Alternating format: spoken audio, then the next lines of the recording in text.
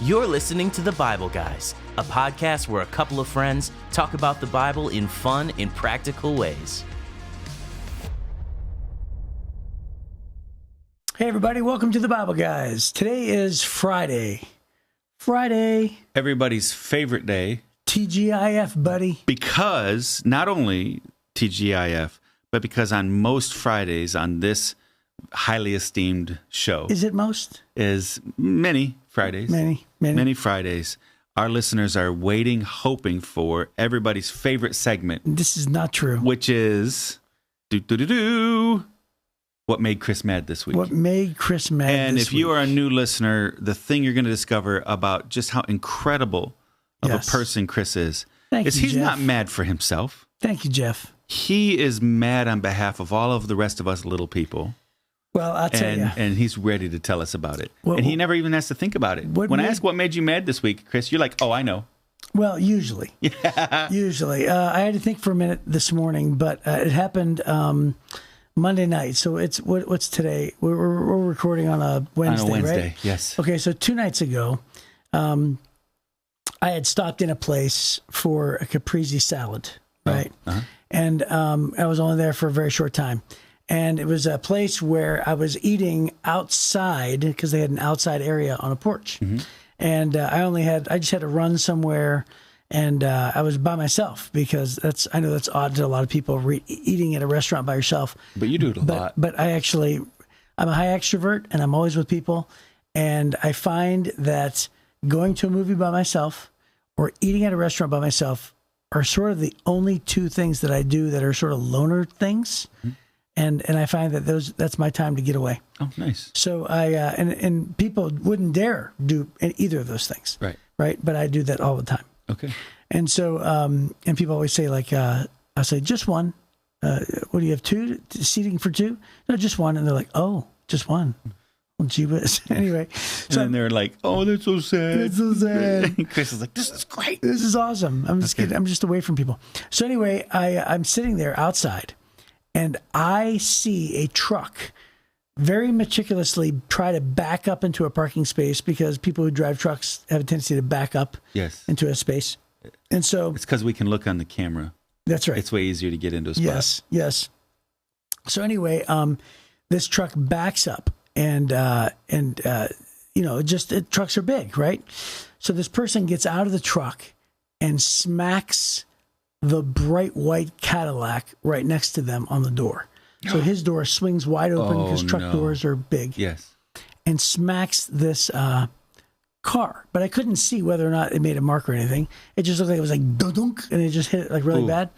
So the guy notices, he gets out, he looks, and then he gets back in his truck and then moves his truck across the parking lot. Parks in a different spot. And then gets out and goes inside. So now I'm faced with... Well, I'm mad about this one now. Yes. Yeah. So here's a guy who dinged. Actually, it wasn't a ding. It was a scrape. And it wasn't even like us. It was probably a scrape that could be buffed out because I used to work at a car dealership and those things could be buffed out. But anyway, but I don't think most people know that. It was a clear mark on the side of his door. So anyway, this guy gets up and moves rather than, doing something about it. There's not that many people owning in the place. Owning up to it, saying, hey. Well, there's probably at the most 10 people in this entire establishment. Which means you could easily walk in and be like, hey, who owns the Cadillac, right? So anyway, he walks into the place and I'm outside just because I'm eating out there. And then I get a phone call. So I get this phone call, and there was a couple other guys outside. I didn't want to disturb them, so I sort of walked beyond the perimeter of the seating area, and I was sort of talking on the phone. Well, I decided to walk over while I'm on the phone and look, and I see this thing on the Cadillac door. And I'm like, you've got to be kidding me. So I get done, and I walk over. I look at the guy behind me after I got the phone, and I said, hey, you didn't drive a Cadillac, did you? He says, no, I didn't. I said, okay. So I walk inside, and I'm talking to the server. And I just couldn't help myself. I'm thinking, I have to. Tattle. I have to. Tattle. Is tattle the right word? I guess it is, isn't it? I don't know. So I just said... You need to let somebody know. Teacher. I just think to myself, this guy is a piece of garbage. So I said, hey, one of you guys didn't drive a white Cadillac, do they?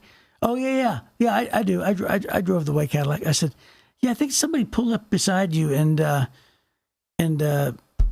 bumped your door and then moved their truck. And they're like, are you kidding me? And they're like, who was it? And I says, well, it was that guy. No, I said, well, all you have to do is look at the color that's on your Cadillac and look at the colors of the vehicles in the parking lot, because there's not that many, right? I said, so you can figure it out. Oh, okay. So you gave him, you gave him enough hints. You left some breadcrumbs for him. And then, but you didn't point at that guy. That guy. I conveniently paid my bill and left. So I didn't stick around for the aftermath. Okay, I don't want to say his name, but his initials are Bob Johnson. His initials are Bob Johnson. I didn't know the guy, obviously. Anyway, all that was a big, long explanation, obviously. But it just made you mad.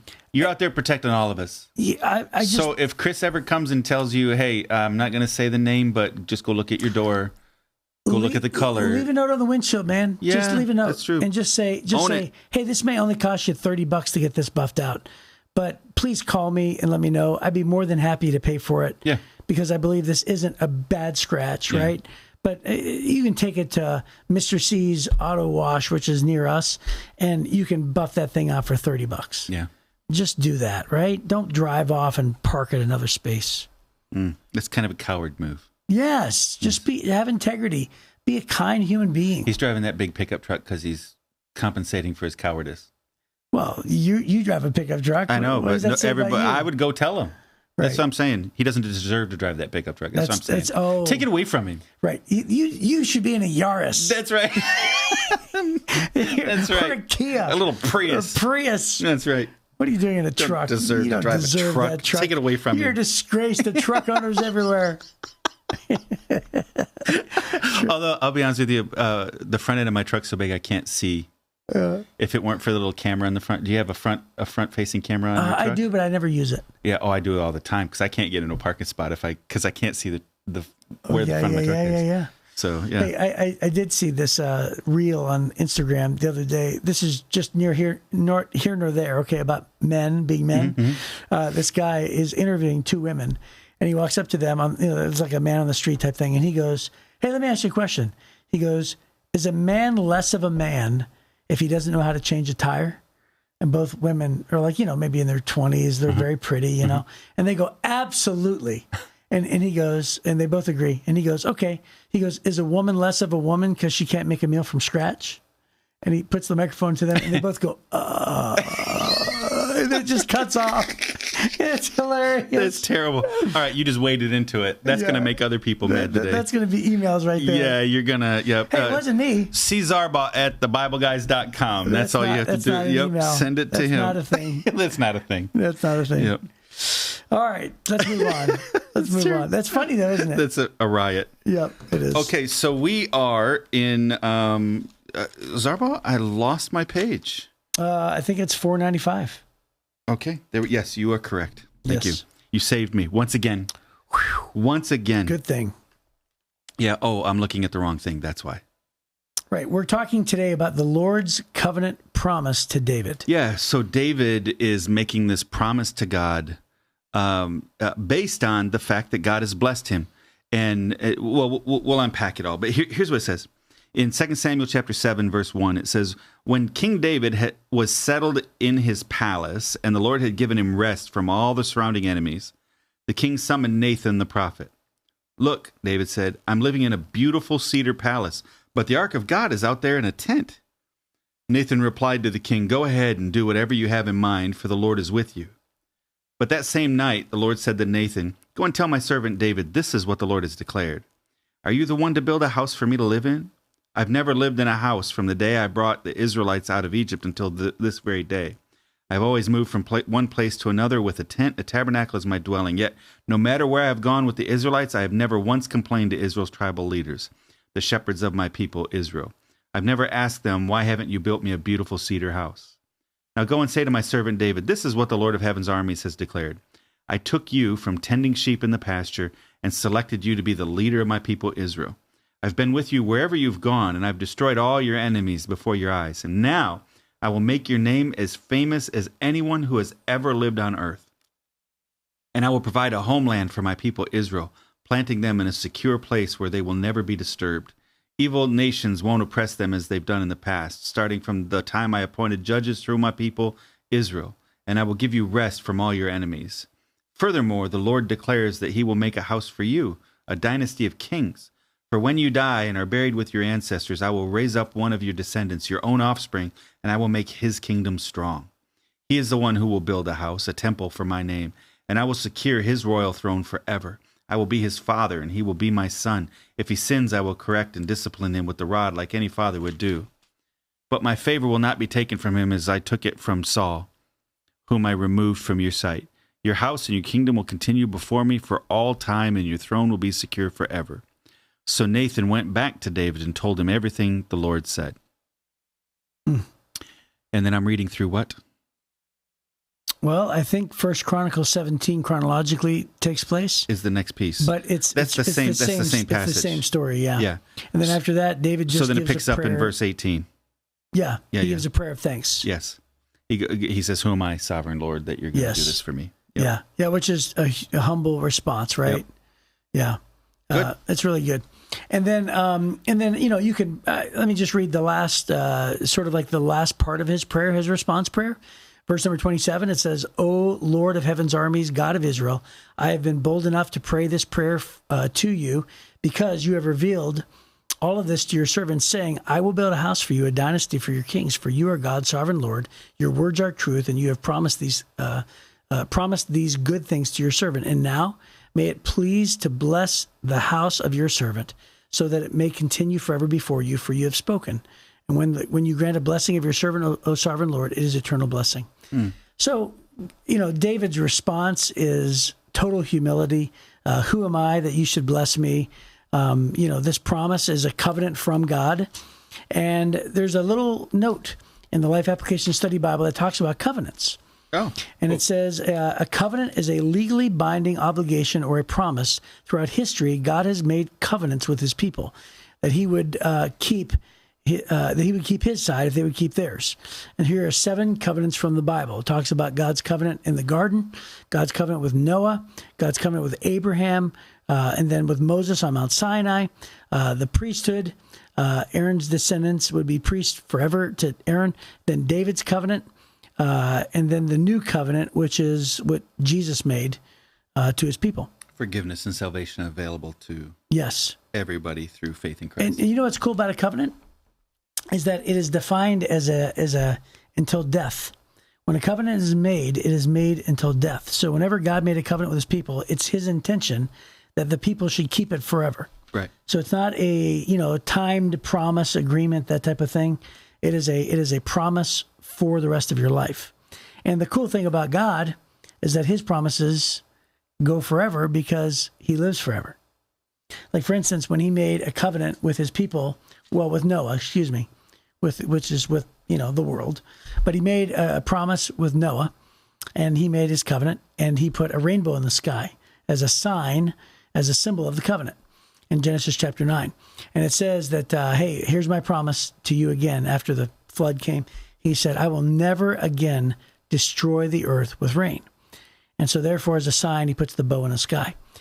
Now, scientists can look at a rainbow and tell you how droplets of water reflect and they cause light. Yeah, refract. And they'll be able to explain that to you, right? Yeah. Mm-hmm. Yeah, you even knew more than me. And then, there are other people that just say, oh, look at how pretty. But you and I know that here it is thousands of years later, and that rainbow is nothing more than absolute proof that God is keeping his promises. Why? Because it comes after the rain. Right. It comes in the presence of water even. Yeah. Sometimes there's a rainbow in the mist, right? Yeah. From Niagara Falls, right? Because God is reminding his people of the promise that he made so long ago. Don't worry. This is water, but don't worry. It's not going to overtake you. It's not going to kill or destroy the world as it has done in the past. One of my favorite things about this passage is David has basically vanquished all of his enemies. If you turn the page, a couple more pages, he goes to Gath and wipes out Gath, and that's kind of the end of him having any more enemies. So he was 30 years old when he ascended to the throne finally. 30. He was chosen as a teenager. It estimated somewhere around 15 years of battles and running and hiding. He finally ascends to the throne at 30. He has a little window of time, and it doesn't take him long. He defeats all his enemies. Now he's got 120,000 soldiers and 30,000 elite fighters. He's ready to go, man. And he just defeats all of his enemies. And then he's sitting in his beautiful palace, and it's cedar and fancy. And he has all this privilege. The people love him. He's passing out raisin cakes, and, they're having celebrations, and the worship is great. And then he goes, God deserves better. I've got such a good life. And his good life, contemplating his good life, leads him to start thinking about God again, which is really phenomenal. In a previous episode, I think one of the little challenges that we were doing, I had mentioned that I'm relatively content person. Yes. Right. I don't have super highs or super lows. I'm pretty level that way, and I'm fairly content. So I don't spend a lot of time thinking about, man, I want this thing or that thing. I don't have a whole big long list. But a while back, we heard about somebody getting a whole bunch of money all at one time. So then it starts turning into this little conversation of, man, if you had that kind of money, what would you do? And it doesn't take you long to figure out, well, I would move to that neighborhood. I'd probably go on this vacation. And sure. Right? You start kind of working things out. It's kind of funny. If you had it, what would you do with it? Right. David's got all of it. Right. And David says, you know what? I only have it because of God.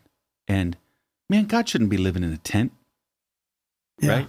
It's unreasonable that I would live so well and I'm leaving the Ark of the Covenant in this tent. So it's not that God lived in a tent, but the presence of God and the worship of God was in this tent, the tabernacle. And so he goes, God, I want to go build you a great temple. Yeah. And I love, again, it shows the heart of David, that he's humble. He has all these insane blessings. And it's in that humility of saying, God, I want to build a temple for you, that God goes, no, let me do something for you. You're not going to build a temple for me, but I'm going to establish your kingdom forever. Yeah. It was when David said, with everything I have and all the accomplishments I've got, I'm not taking credit for it. God deserves better than I've already given him. Right. And God goes, you win. Right. You're the winner. Right. I'm going to not only bless you in this life, I am going to establish a kingdom from you that will last forever. Yeah, and it's just another reminder that when we have an attitude of worship and obedience and humility, that God honors those things. Yeah, right. I pulled out my phone because you were talking about how if we had a bunch of money, it wouldn't figure out how it doesn't take you long to figure out how to spend it. How to spend it? Yeah. So my daughter, who lives in Florida, was trying to get us to buy a Mega Millions ticket last night. It's like $800 million. Yeah, it's $800 million currently right now. Yeah, somebody won it. Oh, did they? Yeah. Oh, okay. Texas. Okay. So anyway, it says, she says, I know it's mostly a waste of money, but you should go buy a ticket, blah, blah, blah. And so my wife writes back and says, she goes, I don't get caught up in that. The last time I bought a ticket, which was years ago, she said, made me crazy. And then there's a time that goes by, like an hour, or not quite an hour. And then she writes back and she goes, but ... I do want to buy Christos a plane, which is our future son-in-law, and Tori an art studio, and pay off all our debt, and pay off Sarah's loans for Sarah and Brandon, and then buy them a big house. And I want to buy Stephen a big truck to pay for school, and then buy him everything he needs to own his own company, and also buy new cars for everyone, and remodel my entire house and get a new kitchen. I also buy Dad a new truck and a fancy sports car, and I may just buy myself a fun Bronco. Just those things. That's what she said. About $10 million worth of the $800 million. Yeah. That's hilarious. Isn't it funny? Yes. So it doesn't take you long to make even the insane blessings you got. Because, there were people praying, oh, God, help me win the lottery. Oh, God, help me win the lottery. Oh, God, help me win the lottery. But then they had a list like that. Right. David did win the lottery. Yes. Right. And it took him 40 years to do it, by the way. Yes. So think about that. But he winds up, a shepherd kid in a little tiny family, or in a family in a little tiny village in a little tiny tribe. And God goes, this is the guy. And it's because God could see all the way to a point like this when David had everything. He wasn't trying to figure out how to get more. Yeah. And he wasn't taking credit for it. Right. He was saying, God did this for me, and I owe God. As a part of the Timothy Initiative, I'm chairman of the board of the organization. We plant churches around the world. You can start a church for like $400, right? Yeah. So we're training right now 160,000 church planters around the world. And there are lots of people, individuals who, hey, $34 a month does a church or whatever. And that's great. There are lots of churches who give thousands of dollars a year. But we have a significant number of millionaires, and I've sat in their offices and listened to them talk as they pour in hundreds of thousands or some of them millions of dollars saying, God gave it all to me, and I don't deserve any of it. Right. And I live in my fancy house. I've had guys quote this passage. I live in my fancy house. I travel wherever I want to go. I have everything I want. And at a certain point, enough is enough. Right. And God deserves my very best. And so I've seen many of them say, I've set up investment mechanisms so that forever our family will be able to give millions of dollars a year to kingdom work, right? Where they're just spending the interest off of that. I've seen people do all kinds of incredibly creative things with outrageous resources saying, I didn't do this. God let me do this. God provided these things, and it's God's. And you know what? I had one guy tell me, he said, when I'm a conduit, I'm able to receive, and he said it flows through me to the kingdom. He said, I have all I need when it's flowing through me. He said, when I decide I'm going to start hanging on to it, that's when everything's going to start spilling off the sides. I'm not going to be able to keep it. But when I let it flow through, he said, I have everything I need and more, and God keeps expanding it. And I love that idea. So, maybe you're not a millionaire. I'm not. Maybe you don't feel like you're the richest person in the world, but whatever God has sent to you, let it flow through you to his kingdom, and you'll never run out. Right? Give God the credit. You're never going to run out of your resources when you choose to let God and put God first with what you have. He will not be a debtor to you. So when David steps up and says, God, I have everything, and you've been a blessing to me, and I want to build you a permanent temple, and it's going to be extraordinary. God goes, David's not going to outgive me. That's nothing, David. I'm going to establish your kingdom forever. Right. And I'm going to give you peace from all of your enemies. So God always one-ups whatever you try to do for God. Mm-hmm. He always goes one more. He always goes a little further. And there's something to this that I think it's a big part of the extraordinary impact of David's life. You can see it when you really look underneath the surface of what's going on in his details. You look at the heart. And not only did God one-up it, he upped it more than once. He upped it several levels. Why? Because the promise that he was making was that one day salvation would come through David's lineage. Yeah. And that one day his house would be established forever because Jesus is called the Son of David, even though that Jesus is established that he's Lord over David. Right. Well, both Joseph and Mary had lineage back to David. That's right. That's right. So Jesus was born in the family of David. Right. And not only that, an heir to the throne. Right. But he's going to rule forever. That's awesome. Yeah. Well, hey, that is a great place to end. And what a great story. God making his promise to David, and then us, here we are, on the back end, still talking about his fame. Yeah. Still talking about his household and just really honestly sort of fulfilling the promise and the covenant that God made right here. Yeah. That he would be famous forever. Yep. Right? So, all right, we'll see you hopefully Monday on the Bible Guys.